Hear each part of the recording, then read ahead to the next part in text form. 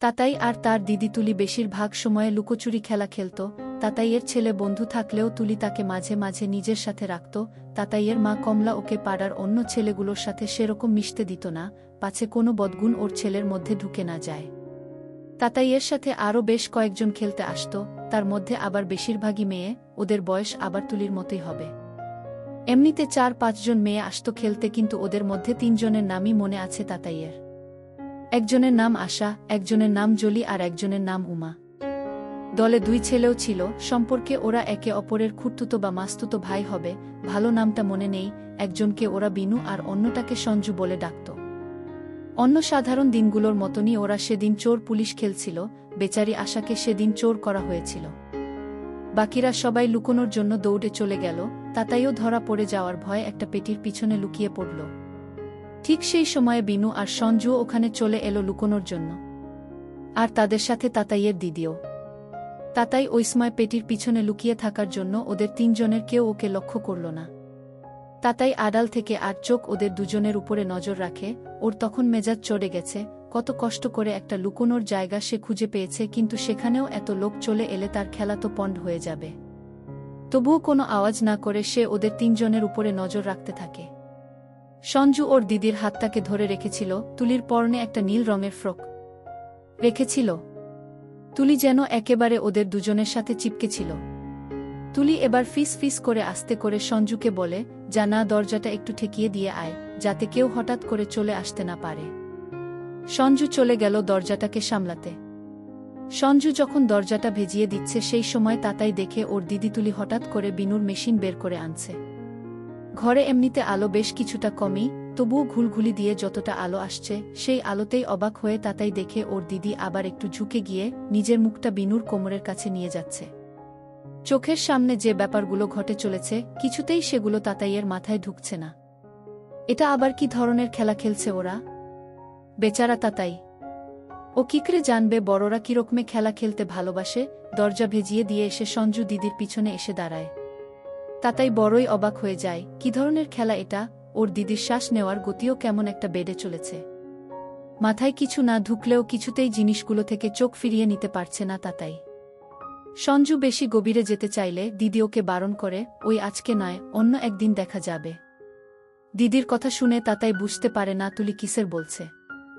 দিদির বারণ শুনে এবার সঞ্জু হিসিয়ে ওঠে, আরে মাম্মি প্লিজ, কেবল মাত্র একবার প্লিজ, তার থেকে বেশি না। কিন্তু তুলি কিছুতেই মানে না। সেই সময়েই বাইরে থেকে উমার গলার আওয়াজ পাওয়া যায়, ওই তোরা নিশ্চয় এখানে ঢুকে লুকিয়ে আছিস।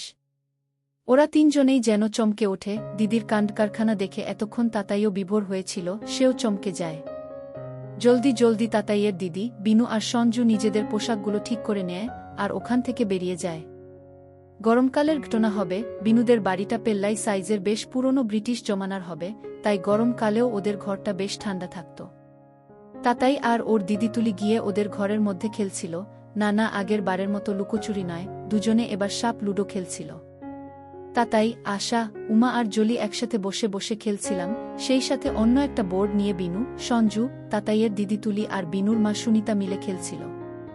বেশ খানিকক্ষণ ধরে সবাই একসাথেই খেলছিল, কিন্তু তারপরেই সুনিতা কাকিমা বলল, অনেক ক্লান্ত হয়ে গেছি রে, এবার তোরা মিলে খেল, আমি আমার ঘরে শুতে যাচ্ছি। কাকিমা চলে যেতেই বিনু দিদিকে বলল, চল না, আমরাও গিয়ে আমার ঘরে গিয়ে খেলি, এখানের থেকে ওখানে বেশি ঠান্ডা আছে। বিনুর কথা শুনে আমরাও বিনুকে বললাম, বিনু দাদা, চলো না, আমাদেরকেও তোমার ঘরে নিয়ে চলো না, ওখানে বসে সবাই একসাথে মিলে খেলব। না রে, আমার ঘরটা খুব একটা বড় নয় রে, ওখানে সবার জায়গা হবে না। তোরা তাহলে বাবার বৈঠক ঘরটাতে গিয়ে বসে বসে খেল, ওটা বেশ বড় আর ঠান্ডাও। তাতাইয়ের কেন যেন এই লুডো খেলাতে কিছুতেই মন টিকছিল না। তাতাই এবার বাচ্চার মতো ওর দিদির সাথে যাওয়ার জন্য বায়না করতে লাগল। কিচ্ছুতেই ওর দিদিকে এবার একলা ছাড়বে না সে। সঞ্জু এবার তাতাইয়ের হাত ধরে টেনে একলাতে নিয়ে যায়, তাতাইয়ের হাতে একটা লজেন্স ধরিয়ে দিয়ে বলে, সোনা ছেলে, তুই লক্ষ্মী ভাইটি আমার, যা এবার আশা আর উমা দিদিদের সাথে খেল। লজেন্সের লোভে চুপ করে গেলেও লুডো খেলাতে ফের মন দিতে পারছিল না তাতাই, খালি মনে হচ্ছিল দিদিরা আবার লুকিয়ে লুকিয়ে আগের বারের মতো কোনো একটা খেলা খেলবে। তাতাই নিজের দিদির দিকে বেশ ভালো করে তাকালো, তুলি এখন একটা মাক্সি পরে আছে। উদাস মনে তাতাই দেখে ওর দিদি সঞ্জু আর বিনুর সাথে অন্য একটা ঘরে চলে যাচ্ছে। তাতাই দেখে ওদের চলে যাওয়ার পরে আশা আর উমা কেমন একটা মুখ গোমড়া করে বসে আছে। উমা একটু ঝুঁকে গিয়ে আশার কানে কানে ফিসফিসিয়ে কিছু একটা বলতে থাকে। যাই হোক, ওদের তিনজনের চলে যাওয়ার পরে বেশ খানিকক্ষণ কেটে যায়। বিনুর ঘরের ভারী পর্দার আড়াল থেকে কিছুই দেখা যায় না, তবু তাতাইয়ের মনটা ভারী উসকুস করতে থাকে, একটা খচকচানি যেন লেগেই আছে। তাতাই মনে মনে একবার ভাবে বিনুর ঘরের পর্দাটা একবার সরিয়ে দেখলে কেমন হয়, দেখি তো ওরা সত্যি সত্যি লুডো খেলছে কিনা। যেমন ভাবা সেমন কাজ। তাতাই একবার উঠে গিয়ে পর্দাটাকে সরিয়ে দিয়ে ভিতরে উকি মেরে দেখে মেঝেতে লুডোর বোর্ডটা ঠিকঠাকই পাতা আছে। ভাইকে ঘরের ভিতরে উকি মারতে দেখে ওর দিদি ওকে জিজ্ঞাসা করে, কি রে, কি হলো তোর? কিছু না তো। খেলতে ভালো না লাগলে বাড়ি চলে যা, আর ঘুমোগে ভোস ভোস করে। তাতাই আর কিছু না বলে ফিরে আসে। ফের আবার বৈঠকখানাতে এসে উমাদির সাথে বসে পড়ে। এবার সে খেলাতে মন দেওয়ার চেষ্টা করে। মিনিট 15 পরে আশা এবার জল খেতে উঠে যায়। অগত্যা খেলা যায় মাঝপথে থেমে। একটু হেলে গিয়ে তাতাই দেখে সঞ্জু মনে হয় ওদের ঘরের দরজাটাকে বন্ধ করে দিয়েছে। তাতাই উমাকে জিজ্ঞাসা করে, আচ্ছা, দিদিরা কি নিজেদের ঘরের দরজাটা বন্ধ করে দিয়েছে? উমা এবার রাগত স্বরে তাতাইকে বলে, তুই নিজের খেলা খেল না, কে কি করছে তোর তাতে কি? খালি এডে পাকামো, সাপ লুডো খেলতে হলে দরজা বন্ধ করার কি দরকার বুঝি না। আমি কি ওদের জ্বালাতে যাচ্ছি? উমা এবার একটা মুচকি হেসে তাতাই এর গালটাকে ধরে বলে, আরে ভাইটি আমার, তোর দিদি অন্য খেলা খেলছে, তুই কেন বুঝবি? তুই তো ছোট আছিস। তাতাই খানিকক্ষণ চুপ থেকে ফের জিজ্ঞেস করে, কি খেলা? বলো না আমাকে, প্লিজ। উমা মিচকি হেসে বলে, বলবো রে, সব বুঝিয়ে বলবো, তুই আর জলি মিলে খেলতে থাক। আমি একটু দেখেই আসি তো ওরা কি খেলছে। এই বলে উমাও সেখান থেকে উঠে গেল। এবার ঘরে না আছে আশা দিদি, না আছে উমা দিদি, জলি তো একটা খুকি, ওর সাথে খেলা জমে না। তাতাই এবার জলিকে বলে, শোন, এবার আমার আর খেলা ভালো লাগছে না, এবার উঠি আমি। এই বলে সে ঘর থেকে বেরিয়ে গেল। তাতাই বিনুর ঘরের সামনে গিয়ে একটা আওয়াজ দেয়, দিদিভাই। ভিতর থেকে কেউ কিন্তু কোনো জবাব দিল না। আবার তাতাই ডাক দেয়, দিদিভাই। এবার বন্ধ দরজার ভেতর থেকে তুলি বলে, কি হয়েছে? কিন্তু দিদির গলাটা কেমন একটা হাঁফানি ধরা চাপা চাপা মনে হচ্ছে কেন? কেমন যেন শ্বাস টেনে টেনে কথা বলছে তার দিদি। ফের সেই দিনের কথাগুলো মনে পড়ে যায়। তবুও দিদিকে তাতাই বলে, আমি বাড়ি চলে যাচ্ছি। ভেতর থেকে আওয়াজ আসে, তো জানা। কিন্তু এবার ঘরের ভিতরে উকি মেরে দেখার ইচ্ছেটা প্রবল হয়ে উঠছে। তাতাই চারপাশে নজর দিয়ে দেখতে থাকে ভিতরে কি করে উকি মারা যায়। ঘরের জানলাগুলোও বন্ধ করে রাখা। তাতাই এবার নিরাশ হয়ে পড়ে। তাতাই জানলার নিকটে গিয়ে কান রাখে। খুব আস্তে হলেও ভিতরের থেকে ওর দিদির ফোপানোর আওয়াজ শোনা যায়। তাতাই এর বুকের ভেতরটা ধকধক করে ওঠে, কিছুতেই পেরে ওঠে না। জানলার পাল্লাতে আস্তে করে চাপ দেয়। এই তো জানালাটা কেবল মাত্র ভেজানো আছে, ভিতর থেকে লাগাতে ভুলে গেছে ওরা। খুব সন্তর্পণে ধীরে ধীরে জানলাতে চাপ দেয়, অল্প একটু ফাঁকা করে, যাতে শুধু ভিতরে উকিটুকু মারা যায়। জানালার ফাঁকে চোখ রেখে ভেতরের দৃশ্য দেখে তাতাই থ বনে যায়। বেচারা তাতাই এতটাই সিধেসাধা ছিল, ওর মাথায় ব্যাপারগুলো কিছুতেই ঢুকছিল না, যে ভিতরে হচ্ছেটা কি। সাপলুডো খেলার দিনের কয়েকদিন পরের ঘটনা। তাতাইরা যে জায়গাতে থাকত সেখানের বাসগুলোতে খুব ভিড় হতো। তাতাই আর তাতাইয়ের দিদি তুলি কোনো একটা কাজের জন্য বাসে করে একটা জায়গায় যাচ্ছে। কি কাজ মন নেই, তবে জায়গাটা খুব একটা দূরে না, মোটামুটি 1 ঘন্টা লাগে যেতে। তাতাইয়ের বাবা ওদেরকে বাস স্টপে ছেড়ে দিয়ে আসে, বাকি রাস্তাটা ওদেরকে একলাই যেতে হবে। ঘটনাটা ঘটে ফেরার সময়। ওখানের কাজ সেরে ফিরতে ফিরতে অনেক দেরি হয়ে গেছিল। আলো ফুরিয়ে বিকেল গড়িয়ে সন্ধে নামবে এরকম সময়। আগেই উল্লেখ করা হয়েছে ওদিকের বাসে বেশ ভিড় হয়। অনেক কষ্টে তাতাই আর ওর দিদি বাসে ওঠে, কিন্তু সিটে বসার কোনো জায়গা তারা পায় না। একজন দয়ালু লোক নিজের থেকে তাতাইকে নিজের কোলে বসিয়ে নেয়। কিন্তু তাতাইয়ের দিদি দাঁড়িয়ে আছে, সে বেচারি বসার কোনো জায়গা পাচ্ছে না। একে তো ভীষণ গরম, তার উপরে এত ভিড়। তাতাইয়ের মনে হচ্ছিল যত তাড়াতাড়ি বাড়ি পৌঁছতে পারি ততই বাঁচোয়া। তাতাই যেখানে বসেছিল তার সামনের সিটের পাশে ওর দিদি দাঁড়িয়েছিল। এতক্ষণ তাতাইয়ের নজর ওর দিদির দিকে ছিল না, কিন্তু হঠাৎই সে দেখে একটা বয়স্ক লোক দিদির পাশে দাঁড়িয়ে আছে। লোকটার পরনে ধুতি পাঞ্জাবি। লোকটার হাবভাব দেখে মনে হচ্ছে এদিকে কোনো গ্রামের বাসিন্দা হবে হয়তো। লোকটাকে দেখে তাতাইয়ের খুব একটা ভালো লাগলো না। আপাত দৃষ্টিতে ভদ্রভাবে দাঁড়িয়ে থাকলেও তার কেবলই মনে হচ্ছিল লোকটা ওর দিদির সাথে খুব বেশিই সেটে আছে। কিন্তু বাসে যা ভিড়, লোকটাকে মুখ ফুটে কিছু বলাও যাচ্ছে না। তাতাই এর মনে খচকচানি এত সহজে যাওয়ার কথা নয়, সে তখন থেকে এক নজরে লোকটার নড়নচড়ন দেখে যাচ্ছে, আর মনে মনে সদ্য সদ্য শেখা গালাগালিগুলো মনের সুখে প্রযোগ করে যাচ্ছে লোকটার উপরে। কিছুক্ষণ পরে ওর মনে হলো লোকটা নিজের হাতটাকে দিদির দিকে নিয়ে যাচ্ছে, নিজের চোখটাকে ভালো করে কচলে নিয়ে আবার দেখল কই ভুল দেখছে না তো সে। এর মধ্যেই আরেকটা বাস স্টপ চলে এলো, বাসে আরও পাবলিক ঢুকে পড়েছে, ভিড়ও গেল বেড়ে। তাতাইয়ের দিদি পেছোতে পেছোতে এবার তাতাইয়ের সিটের পাশে এসে দাঁড়িয়েছে। তাতাই অবাক চোখে দেখল ওই ধুতি পরা লোকটার হাত এবার সত্যি সত্যি দিদির উপর। মহাখচ্চর টাইপের লোকটা তো ভিড় বাসের সুযোগ নিচ্ছে। এরপর বাসটা আবার চলতে শুরু করল, ততক্ষণে লোকটা ফের বাড়াবাড়ি করতে শুরু করেছে। লোকটার এমন কাজ দেখে তাতাই হতবাক। এর মধ্যে সন্ধে অনেকটাই নেমে এসেছে, আধার অনেকটাই বেড়ে গেছে। বাসের ভেতরের লাইটও জ্বালানো হয়নি। ওই নোচ্চার লোকটা আরও বেশি করে যেন মজা লুটতে থাকে, অন্ধকারে ভালো করে ঠাহরও করা যাচ্ছে। কিন্তু তুলির তাতে কোনো হেলদোল নেই। তাতাই দেখল ওর দিদির চোখ কেমন একটা আধবোজা হয়ে এসেছে। তাতাই দেখল আগের দিনের মতো ওর দিদি ঝাঁকুনি দিতে শুরু করেছে, এবার বেশ খানিকটা জোরে জোরেই। তাতাই ভেবে উঠতে পারছিল না এই রকম দিদি করছে কেন। তবু ও মন দিয়ে বুড়োটার কাণ্ড কারখানা দেখতে থাকে। একটু পর সময়ে তাতাইদের স্টপেজ চলে এলো। দিদির হাত ধরে টান মেরে তাতাই বলল, চল দিদি, নামতে হবে, আমাদের বাড়ি চলে এলো। তাতাইয়ের দিদি যেন কোনো একটা ঘুমের রাজ্য থেকে জেগে উঠল, চোখে মুখে কেমন একটা ক্লান্তির ছায়া, আধবোজা চোখ মেলে চেয়ে বলল, হ্যাঁ চল, নামতে হবে। এই বলে বাস থেকে নামবার সময় দিদি পেছন ফিরে ওই বুড়ো লোকটার দিকে একবার তাকালো। তাতাই দেখে লোকটা তখনও ওর দিদির দিকে তাকিয়ে আছে। বাসের ভিতরের কাণ্ড কারখানা দেখে তাতাইয়ের যে একটু বেগ পেয়ে গেছে, সে ছুটল ঝোপের দিকে। এবার তাতাইয়ের মায়ের বৃত্তান্তটা একটু বলা দরকার। তাতাইয়ের মায়ের নাম কমলা, একেবারে গ্রাম্য মহিলা, পড়াশোনা বিশেষ নেই কিন্তু পুরোপুরি টিপছাপ নয়, নিজের নামটা সই করতে পারে। বনগা লাইনের একটা ছোট গ্রামে থেকে মানুষ। তাতাইয়ের স্মৃতিশক্তি দুর্বল, তাই ওর মায়ের নিখুঁত চেহারা বর্ণনা দেওয়াটা আমার পক্ষে একটু মুশকিল হবে। যখনকার কথা বলা হচ্ছে সেই সময় ওর মায়ের কত বয়স ছিল সে সম্পর্কেও আমার ধারণাটা একটু কমই বলা চলে। আপনারা তো সবাই জানেনই গ্রামের ওদিকে তলার পোশাক নিয়ে লোকে খুব একটা ভাবে না, তাতাইয়ের মাও সেরকম তলার পোশাক পরত না। গ্রামের অন্যান্য মহিলাদের সাথে কমলা মানে তাতাইয়ের মা পাশেই কিছু দূরের একটা পুকুরে স্নান করতে যেত। তাতাই সেদিন হোস্টেল থেকে ফিরেছে, তারও গরমের ছুটি পড়ে গেছে।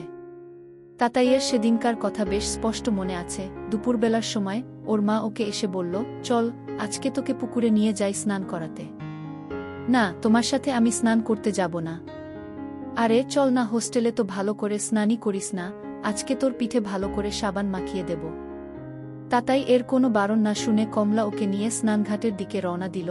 ঘাটের উপরের একটা সিঁড়িতে বসেই তাতাই দেখল মা ওর সামনেই আস্তে আস্তে সব নামিয়ে ফেলেছে। সেই অবস্থায় কমলাও কাপড় কাচতে শুরু করল। তাতাইকে কিছু করতে না দেখে কমলা ওকে বলল, নে তুই নিজে নিজে স্নান করতে শুরু কর, আমার কাঁচা হয়ে গেলে আমি তোকে আমার হাতে করে সাবান মাখিয়ে দেব। তাতাই তখন ঘাটেই গায়ে জল দিতে শুরু করল, এদিক ওদিকে তাকাতে তাকাতে কয়েকটা হাঁসের দিকে নজর দিচ্ছে। তারপর তাতাই ওর মায়ের দিকে চোখ ফেরাল, কমলা তখনও কাপড় কাচছে। মায়ের পিছন দিকে নজর দিয়ে দেখল তাতাই। তাতাই এর মন হল, আরে এটা ওর বোনের চেয়ে বেশ বড়। সাপ লুডু সম্পর্কে সেরকম কোনো ধারণাই নেই তাতাই এর। তবুও কেন না যেন মায়ের দিকেই নজর চলে যাচ্ছিল তাতাইয়ের। পেছন দেখতে তাতাই পুরো মশগুল। তখন কমলা পেছন ফিরে ওকে বলল, নে এবার জলে নাম, তোকে স্নান করতে হবে না কি। তাতাই জলে নেমে গেলেও তখনও ওর ইচ্ছে করছিল দুচোখ ভরে দেখতে। তবুও তাতাই এর মন হল, যদি সে তাড়াতাড়ি স্নান সেরে নেই তাহলে হয়তো সে আরও দেখার সুযোগ পাবে। এই ভেবে সে যখন জল থেকে বেরিয়ে আসছে, ও দেখল ওর মা নিজের গায়ে সাবান দিচ্ছে।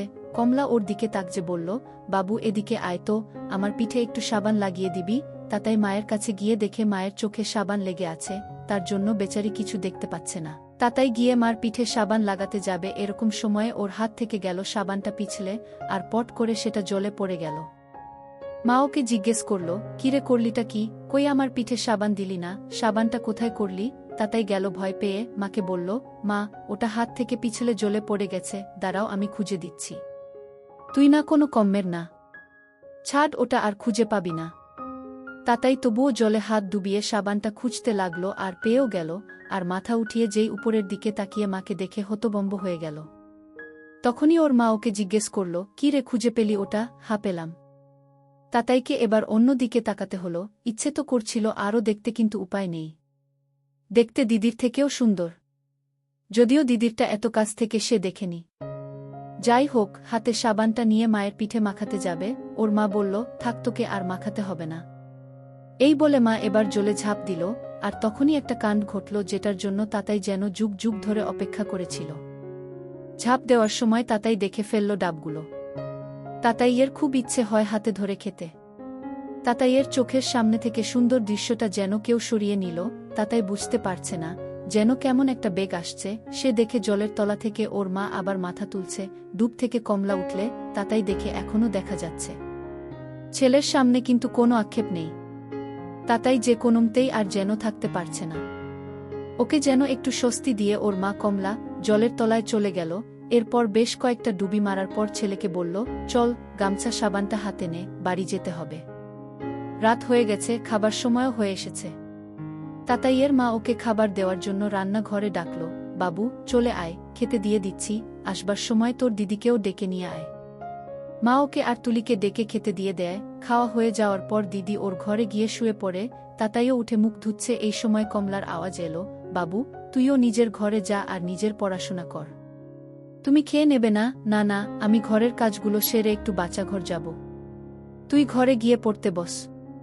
কমলা নিজের কাজে ব্যস্ত হয়ে গেল, আর তাতাই নিজের ঘরে বসে পড়তে শুরু করল। ওর খাট থেকে এমনিতে রান্নাঘরের দরজাটা পুরোটা দেখা যায়, কিন্তু পড়াতে কিছুতেই মন বসছে না। সকালে চান করতে গিয়ে মায়ের সম্পদ দেখার দৃশ্যটা বারবার ওর চোখের সামনে ভেসে আসে।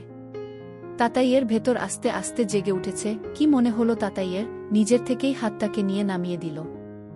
কিছুক্ষণ পর তাতাই দেখল, কমলা ওদের ঘরের পিছনের দিকের দরজাটা খুলছে। এখনকার দিনের মতন আধুনিক বাচ্চাঘর তো ছিল না, বাড়ি থেকে কিছুটা আলাদা করে চানঘর আর বাচ্চাঘর বানানো হয়েছে। কমলা চেঁচিয়ে ওকে আর তুলিকে বললে, আমি একটু বাচ্চাঘর থেকে আসি, তোরা শুয়ে পড়, সকালে তাড়াতাড়ি উঠতে হবে। দিদি ওর ঘরের ভিতর থেকে জবাব দিল, হ্যাঁ মা, ঘুমিয়ে পড়ছি আমি। তাতাই এরও হঠাৎ করে শুশু পেয়ে গেছে, এবার কি করবে? সে ওই পিছন দিকের দরজাটাতে গেল।